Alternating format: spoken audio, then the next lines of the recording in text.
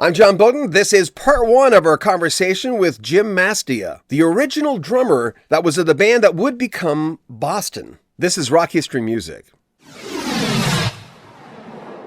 Before the band, as I mentioned, was called Boston, it was Jim Masdea and Tom Scholz working on that music. And I know with this interview, there will be folks who go, how dare you say that about the Boston stuff? But I asked the questions, Jim gave the answers. This is his version. We haven't talked to Tom Scholz. And Tom, you're more than willing to come on this channel and dispute anything that's being said. I mean, this is an open forum. Here's part one of our conversation with Jim Masdea. Out of those songs from that debut album, what songs, did you have a part in all those songs or? Of course, I inspired those songs. Tom didn't inspire me to play the drums. Now there was, when we jammed, when he was on keyboard, percussive, very rhythmic. It was great because he had the Hammond double keys, so you can play the same notes with two hands because you have a double keyboard setup.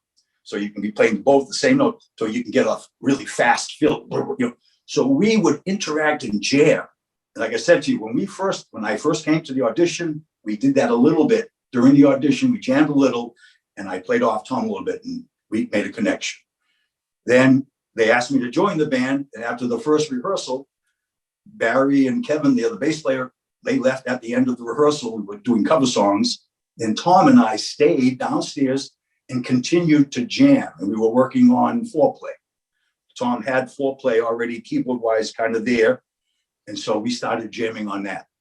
And there was an instant connect. Tom and I were just like, we were in the zone together. It was a connection.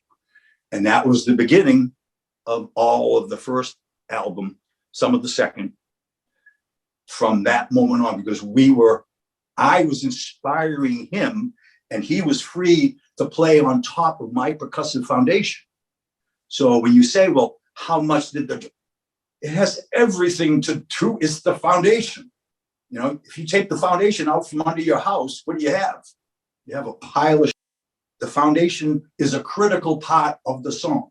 This foundation comes first, then all the production. Now, yes, Tom did all the production. He finished everything, but the foundation decides what the finished house looks like.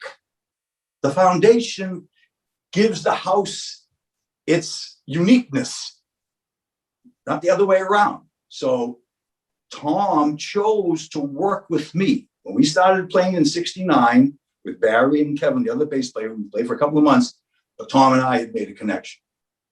Tom never wanted to have anyone else compete with him. So the bass player started writing a couple of tunes and they were good. All of a sudden, Tom couldn't work with him. So the band broke up.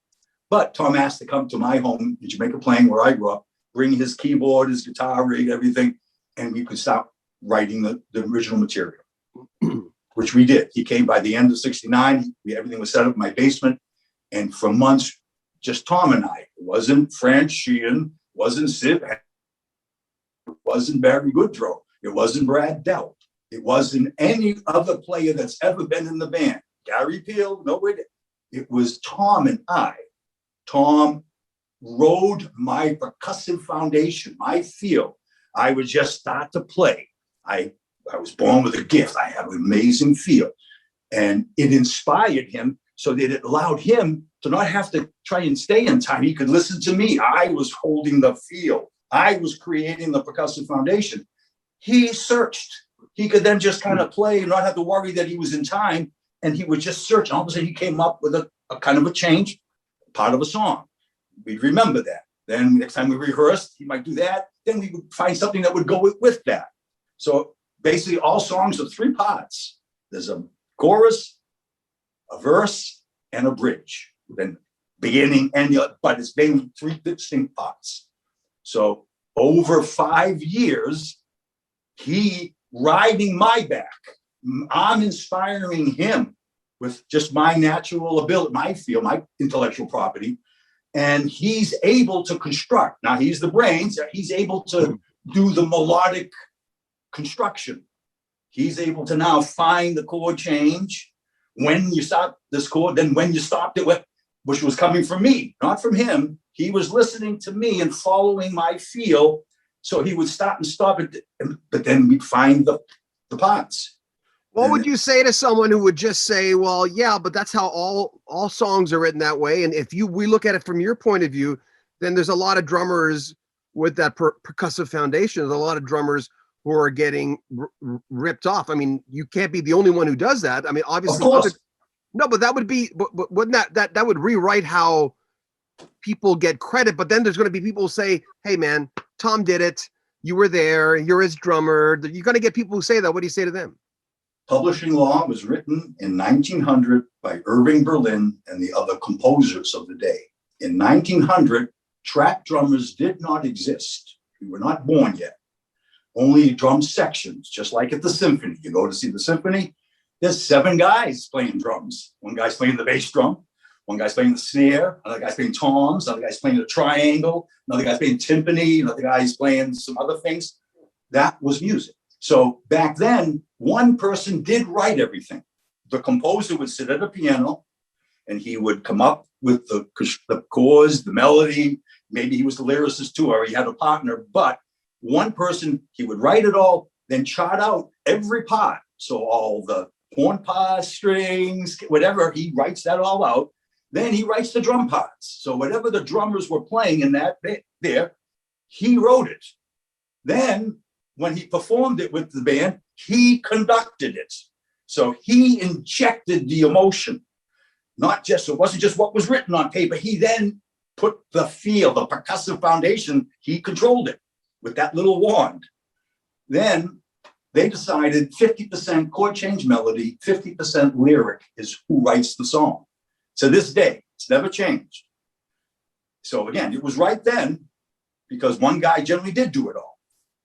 1910, Ludwig invented the first bass drum pedal. I've got a picture of my Boston Platinum albums with the first pedal at the Ludwig factory. I took some pictures with it. That pedal gave birth to the trap drummer. The trap drummer now was one man, not 5. The pedal was actually marketed as a labor-saving device. It allowed one man to do the job of 3. Because now with that pedal, he could play the bass drum. There was a second batter on the armature that would hit a cymbal mounted on the rim of the kick drum. And he could play the snare. So now one guy could come in and do the job of 3 guys. That was how they market, because it would break down and go right into his coat pocket. Because musicians back then all had to wear nice fancy dressed clothes. You know, you didn't bring your gear, you didn't bring your drums. Everything was already there. You rode a horse, whatever you got there. So that, what happened now is 1910. By 1920, you've got swing, big band, blues, jazz, rock. I mean, all modern music came from that point, because what happened, no one saw, there's no conductor anymore.